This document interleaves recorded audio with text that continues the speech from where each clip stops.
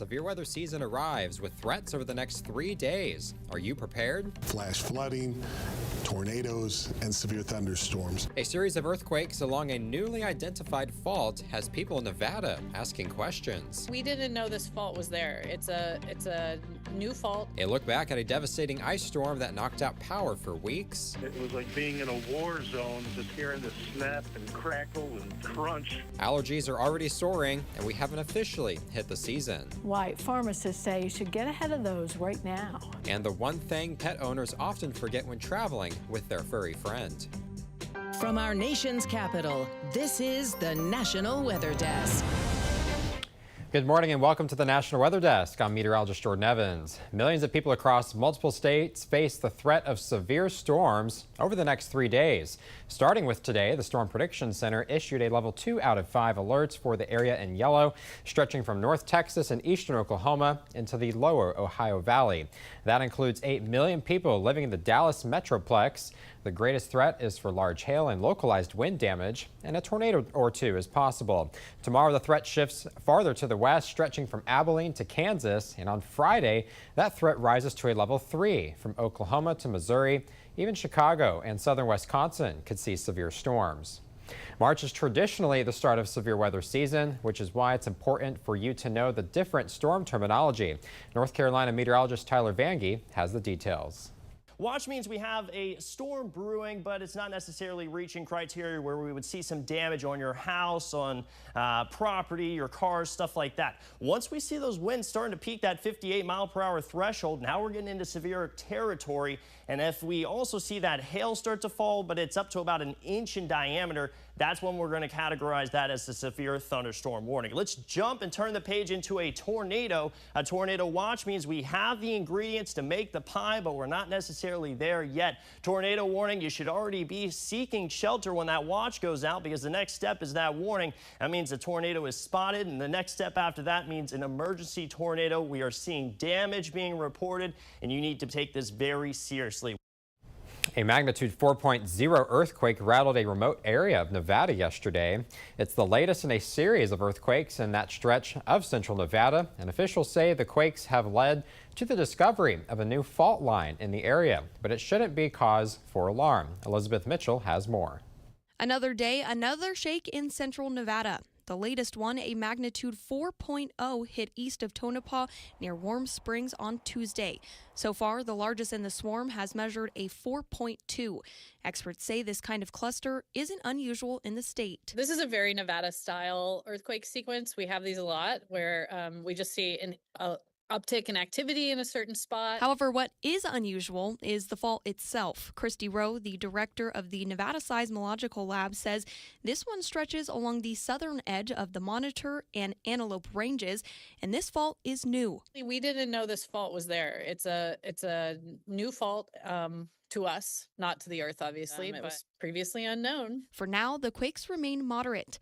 Rowe says they won't deploy additional temporary sensors unless activity ramps up to around a magnitude 5 or greater.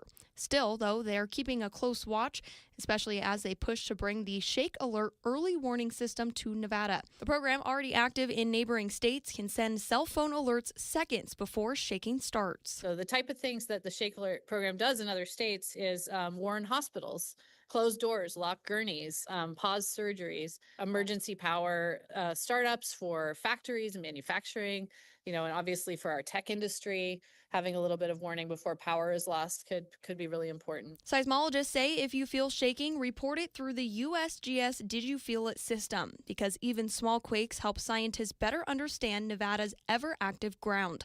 For now, experts say this swarm is worth monitoring, but it's not a cause for alarm.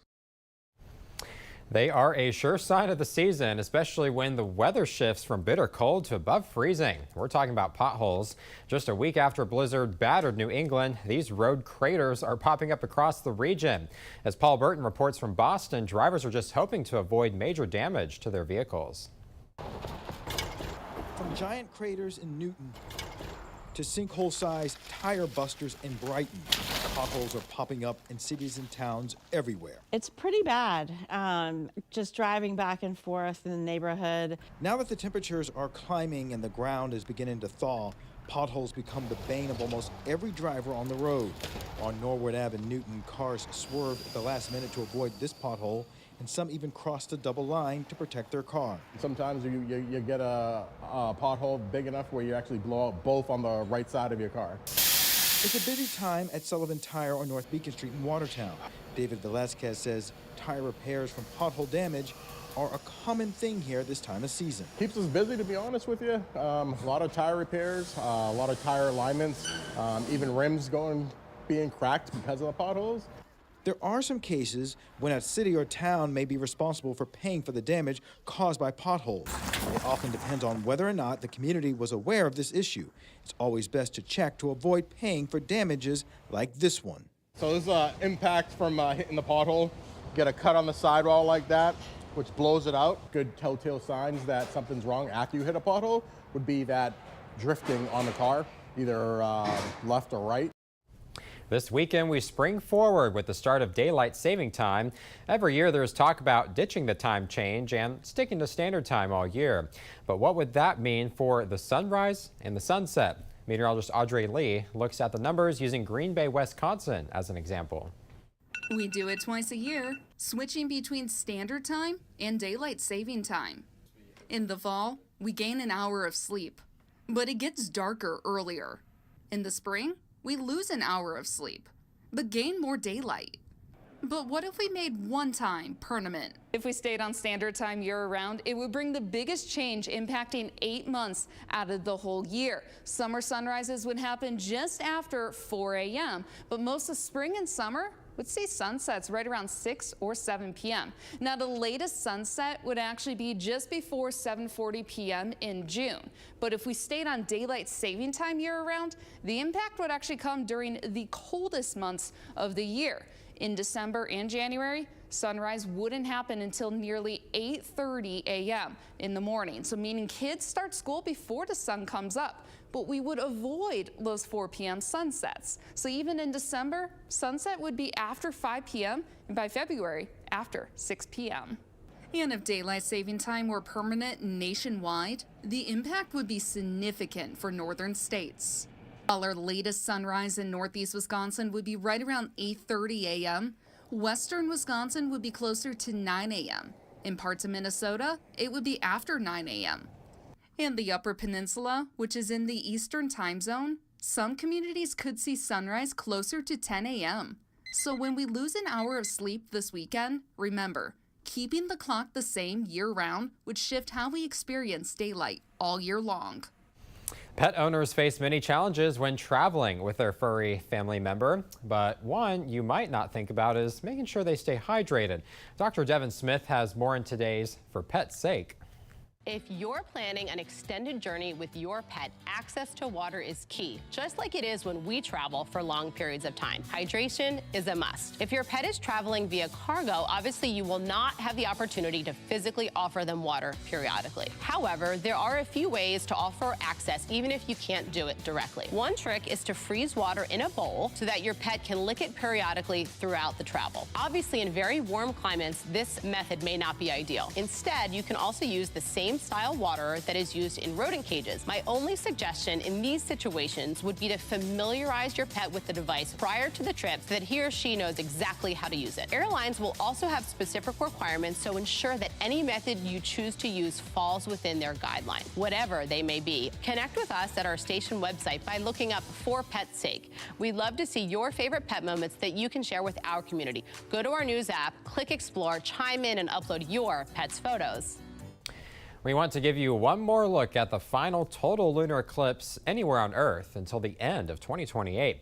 This time lapse was taken in Syracuse, New York yesterday morning. You can watch as the Earth's shadows starts to block the sunlight on the moon. Once it reached totality, the moon appears to be red for the same reasons sunsets appear red. Earth's atmosphere filters out other colors, and that's why it's called the blood moon. And coming up on the National Weather Desk, tips for what you can do now to prevent allergies this spring season. And we'll help you better understand microbursts and why they can be so dangerous.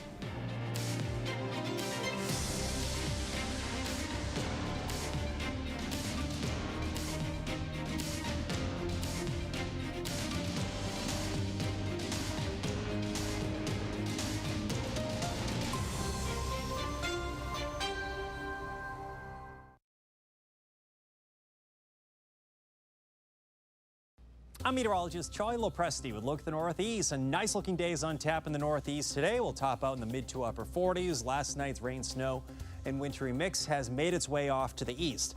Skies are mainly clear this afternoon. That's 2 o'clock in the afternoon. The same front that came through last night that comes back at us starting on Thursday with a round of clouds. That's 2 o'clock in the afternoon.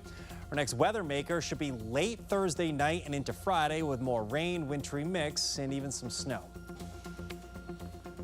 I'm Chief Meteorologist Gerard Jabali. Here's a look at the Mid-Atlantic region. Still looking like we'll keep the chances for some showers across the region with a front kind of the focus, but also separating much colder air to the north and much warmer air to the south. Once this warm front lifts northward, we'll see the overall chances of rain going down a little bit of sunshine, but a huge rise in temperatures once that front passes. So it's looking like still 40s to low 50s to the north with 60s and 70s to the south. That air will arrive by Thursday.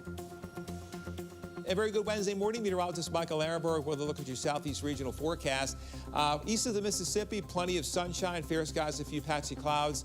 Clouds and showers possible for parts of Arkansas, Oklahoma, North Texas, working on up through Missouri out there with a low pressure area. Again, but the rest of the southeast will be mainly dry. Forecast high temperatures pretty much in the 70s from I-10 north, upper 80s in Tampa for the hot spot, low 80s on the southeast coast with West Palm reaching a high of 80.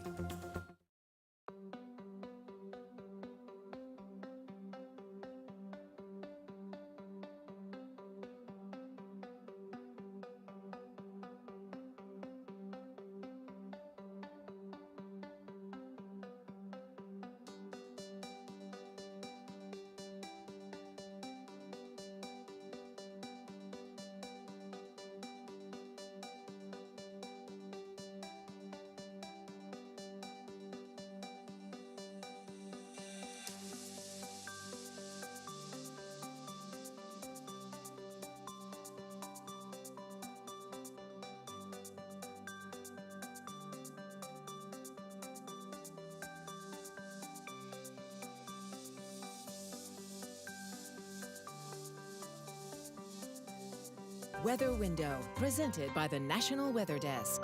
Let's go birding this morning, starting with the pileated woodpecker, one of the largest woodpeckers in North America. American oyster catchers are found along many coastal habitats, and indeed, they feed on oysters and other shellfish. This is a gray catbird enjoying some grape jelly left for it on a lemon, while ruby-throated hummingbirds are known for their speed and agility in flight. Listen to Off the Radar, new episodes every Tuesday. Find it wherever you get your podcasts. We told you yesterday about what made the blizzard of 2026 so memorable. Now an effort is underway in Rhode Island to document just how much snow fell during the storm. Kate Hainwich has that story. We want to preserve that history. The blizzard of '78 was once the biggest in state history. We had the reference point to 1978 for a long time. The reference point now will be to 2026. That's a history-making event. Back in '78, the Rhode Island Archives collected photos, and now with the blizzard of 2026, they're doing it again. We have very little in the way of photographs to represent 1978. So our archivist, Ashley Salima, decided that it was really important for us to capture this moment and this storm and preserve that. Secretary of State Greg Amore says the archives is collecting photos from residents across the Ocean State, allowing them to tell the story of the storm through their eyes. I think it's a way for their images and their perspective to last for decades, for generations, and it's a nice contribution to state history. So far, collecting hundreds of photos. And what we've received thus far is really amazing. There are many photos that highlight pets or young children, so you can see the scale of the storm. Amore says it's important to document history. 50 years from now, or 100 years from now, or 200 years from now, we'll have an opportunity to look at the photos from the perspective of Rhode Islanders, everyday Rhode Islanders who captured these images as they were living it. A spokesperson for Amore says the photos will be available to view on the digital archive starting later this week. 35 years ago this week, a crippling ice storm paralyzed parts of western New York. Thick ice coated trees and power lines, leaving hundreds of thousands of homes and businesses without electricity or heat for up to 2 weeks. Former WHAM TV reporter Patrice Walsh takes us back to March of 1991. The ice storm was something. No, I believe me. I haven't forgotten it. Jim Mahoney says he'll never forget waking up to this. It was like being in a war zone, just hearing the snap and crackle and crunch as leaves fell in the dark, and it was only when daylight happened that you could see what was going on outside. He snapped pictures of his car buried under a tree and fallen tree limbs covering his street in Brighton. And then he went to work. I got to work because they needed me, because they had a lot of problem getting people in. His wife joined him there because it was too cold in their house to stay home. They were without power for 9 days, huddling together to stay warm. We did stay in the house, and so it got down into the 30s in the house, by the end of the run. Day 7, they went to stay with friends. Day 9, power was restored. What was it like when you finally got power? It was joyous. Paul Pacouche held his Super 8 camera as he drove to work after the ice storm. Well, if I got to go to work and I see all this devastation, I guess I might as well take some videos as I'm driving along. When you're standing in the midst of it, looking around, it's a whole different experience. He remembers neighbors sharing power to stay warm. When people realized that the power was going to be out for a while, they started stringing extension cords across the street. In Wisconsin, getting out and fishing is a common pastime, and right now it's all about a fish called the walleye. Eric Peterson has more. At the Fox Point boat launch in De Pere, Scott Scarpelli is getting ready to go. My first trip out this season, do a little walleye fishing. I've been chomping at the bit trying to get the cabin fever brushed off, and here we are. We got open water. Experts say every year walleye make their way upstream to places like the De Pere Dam to reproduce. Scarpelli says angling can be good. The walleye fishing is great here, especially this time of year when the big fish start coming in here to spawn. Yeah. You can only keep one fish over 28 now with the regulations, which is good to kind of protect the spawning fish. They are always my target fish. They're my number one on the list. Love them. A few minutes later, Jane Casey and her dog Remy took to the river. She says it's the second time this season she's been here. I just like setting the hook. I'm not keeping them out of here or eating them, but it sure is fun to get back in the boat with the long rods and setting the hook on lots of fish, walleyes. At Voyager Park, some anglers test their luck from the shoreline. Back on the water, Scott Scarpelli released this fish Monday morning. It's pretty early. The big spawning females take a little bit of time to come down, let the water warm up, so they're probably still, for the majority of them, are out in the bay. Okay. Most of the fish in here are the smaller males, but there's a lot of them in here getting ready for the spawn. And speaking of water, Australian photographer Maddie Smith has been named Underwater Photographer of the Year for 2026. His award-winning photo was of a pair of southern elephant seal pups in a rock pool taken on the Falkland Islands. He used a special homemade dome to capture the picture. Smith's aptly named Rock Pool Rookies was among more than 7,900 entries for the award. Other category winners included a female octopus guarding her eggs and the exact moment clownfish eggs hatched. As temperatures warm, many of us head outside typical spring activities, and you might notice your sinuses acting up. And even though we are not technically in allergy season, experts say now is the time to prepare. Liz Bonas has more.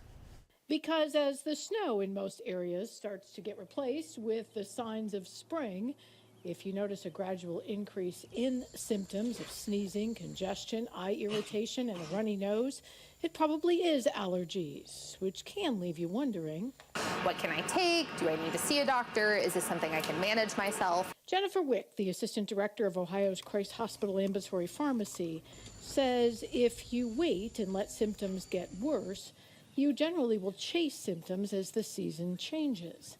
So start now, she says, by matching the pill to the problem. It's totally fine to begin with over-the-counter allergy treatments. Zyrtec, Claritin, or Allegra, all pills tackle multiple symptoms such as sneezing, runny nose, itchy eyes, and throat. Flonase and Nasacort can reduce nasal congestion and stuffiness. These are nasal steroid sprays. Pataday is an antihistamine eye drop which can reduce itchy, watery eyes. And Benadryl can help with relief from nearly all of these at night, but it's an antihistamine that can make you sleepy. Jennifer says you need to start these now because not all of them act immediately. But for things like our nasal steroids, those do take a little bit longer to work. And if you don't notice improvement after trying them, ask your doctor about personalized allergy treatments, such as allergy shots that can help you tolerate the season. Now, in addition to allergy shots, there are also newer prescription allergy tablets that work with your own immune system. But you need to see a specialist now, once again, to get ahead of it, and they can target your own allergy needs. And time now for a short break, but first we take in snowy scenes of Altoona, Pennsylvania from above.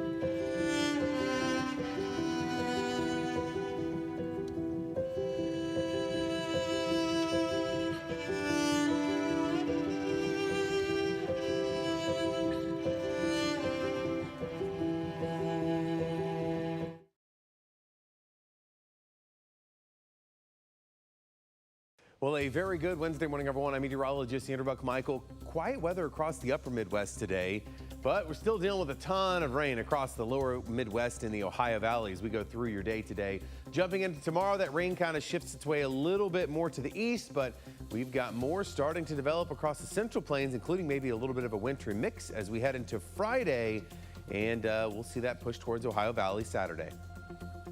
Well, a good Wednesday morning to you. I'm meteorologist Chris Suchan. Look at our forecast today across the region, and we will be on the lookout for a few strong to severe storms, marginal, slight severe weather outlook for wind gusts and hail.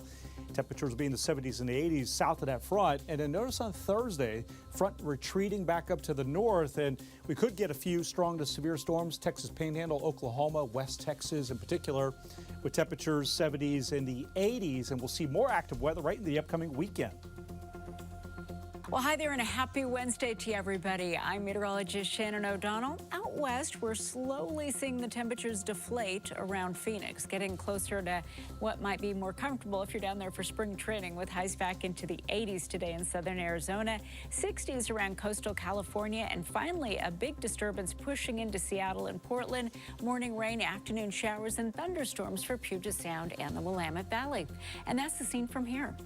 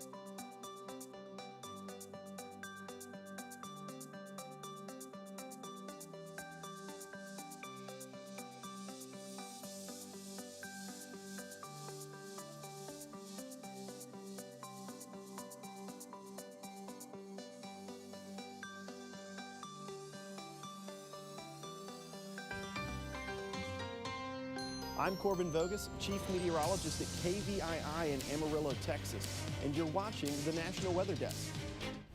Severe weather season is here. Tornadoes, heavy rain, flooding, high winds, and hail. They're all major concerns, but microbursts also pose a dangerous threat. Meteorologist Noah Hawk explains what they are. As severe weather season approaches, one weather phenomenon that tends to get overlooked is called a microburst. Now, these originate from very strong thunderstorms as you input dry air into that system and starts a process called evaporative cooling. Now, as that air begins to cool down, it's going to become a lot more dense and actually start to fall back towards the surface. And as it does, it's going to accelerate and fall at a very rapid rate. And once it actually hits the surface, it's going to fan out and cause a very big burst of wind, along with a lot of rain with it too. Now, those winds can get all the way up to 150 miles an hour. So these are very, very important, especially when it comes to aviation. A plane can't take off or land in these conditions because it prevents them from doing it safely. We'd love to share your weather content on the air. You can find us on all your favorite social media platforms. Just search the National Weather Desk. We'll be right back.